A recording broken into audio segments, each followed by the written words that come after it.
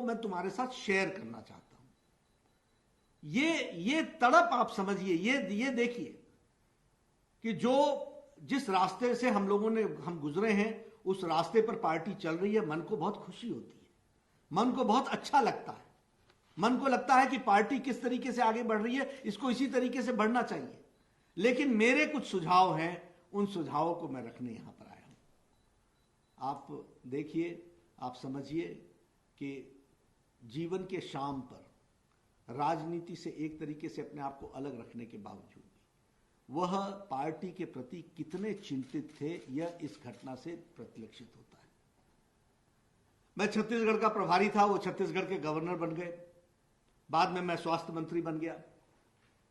मैं प्रभारी था, मैं छत्तीसगढ़ गया, छत्तीसगढ़ में रायपुर में रुका, दिन भर मैंने काम किया। काम करने के बाद शाम को मैंने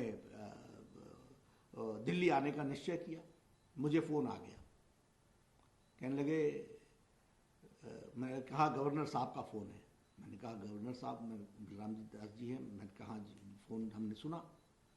कहने लगे, बिना घर आए कैसे वापस जा रहे हो? मैंने कहा जी गलती हो गई। लेकिन मैंने कहा देखिए, मैं पार्टी का महासचिव हूँ और राजभवन वो राजसत्ता का केंद्र होता है, तो मैंने सोचा कि मैं और गवर्नर को पार्टी के दृष्टि से मैं उस दृष्टि से देखता हूँ।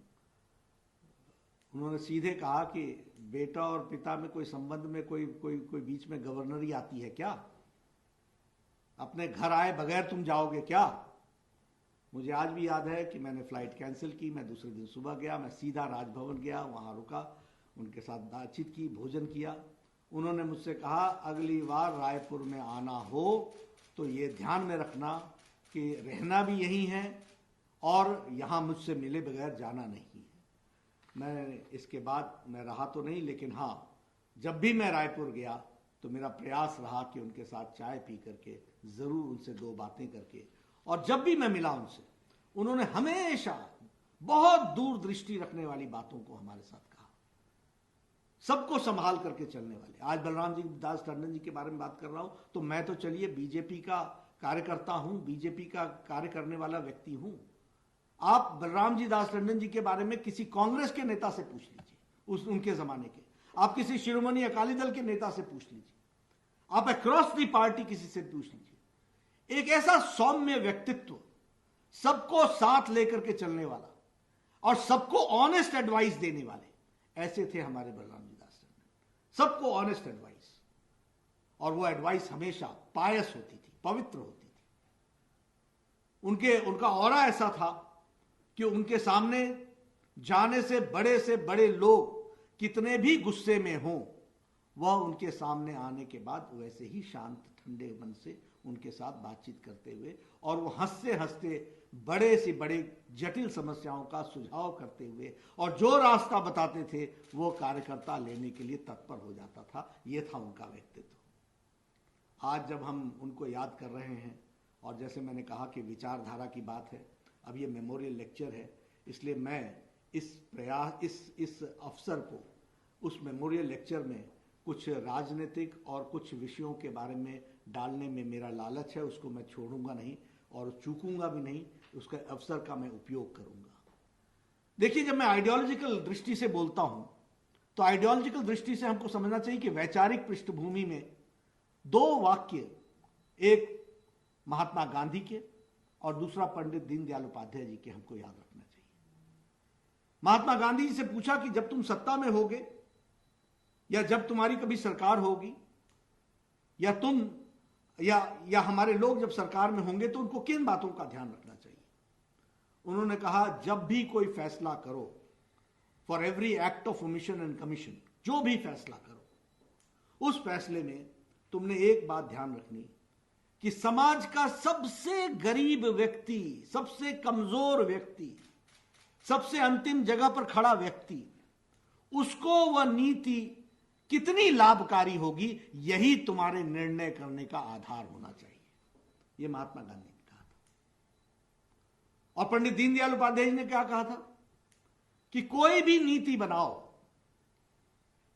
और किसी भी काम को करो, हमेशा ध्यान रखो कि कि समाज के अंतिम पायदान पर खड़ा व्यक्ति को उसका क्या लाभ है, वह कितना उससे मजबूत होता है, उसको कितनी ताकत मिलती है, वह कैसे आगे बढ़ता है, इसकी चिंता करो। और इसलिए महात्मा गांधी जी ने कहा कि नर ही नारायण है, उसी की सेवा करो और अंतिम व्यक्ति की सेवा करो। और दीनदयाल उपाध्याय जी ने कहा अंत्योदय, अंतिम व्यक्ति का उदय करो। आज मुझे खुशी होती है कि जब मैं इन बातों की चर्चा कर रहा हूं तो जिस आइडियोलॉजी के लिए बलराम जी दास टंडन जी ने अपना जीवन दे दिया, जिस आइडियोलॉजी के लिए, जिस विचारधारा के लिए बलराम जी दास टंडन जी अपने जीवन भर लगे रहे, आज उसको हम नरेंद्र मोदी जी के नेतृत्व में चलने वाली सरकार से साकार होते देख रहे हैं, उसको हम स्पष्ट रूप में पूरा होते हुए देख रहे हैं।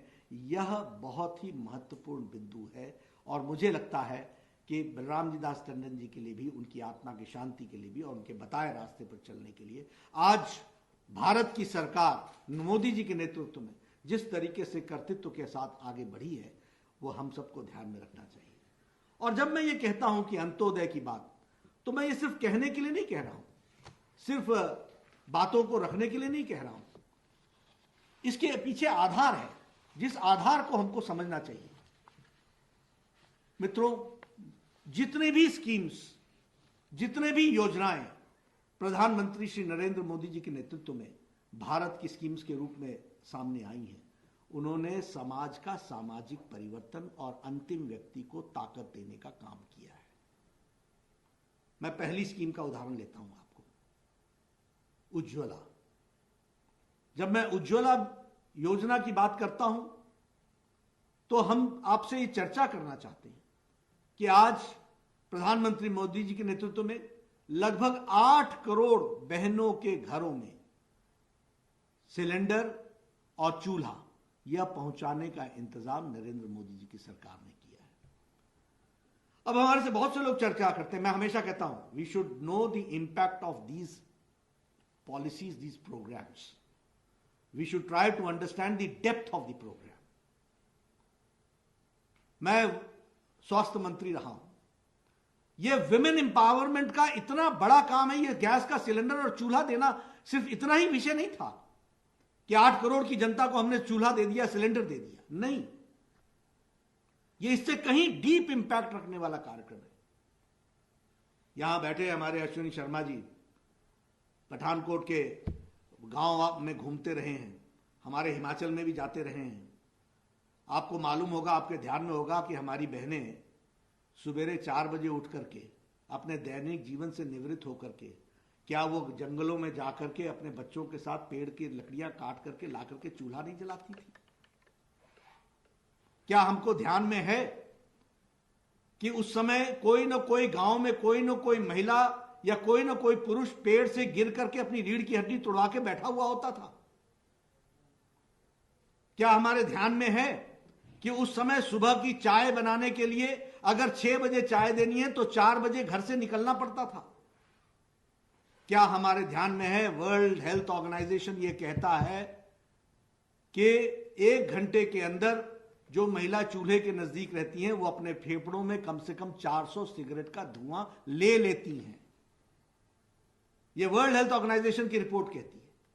तो आप समझिए कि ये सिलेंडर देकर के 8 करोड़ बहनों को, जो समाज की बिल्कुल वंचित, बिल्कुल जो सबसे नीचे पायदान पे खड़े परिवार थे, उनको जब इसकी स्ट्रेंथ दी गई, तो यह उज्ज्वला योजना अपने आप में भारत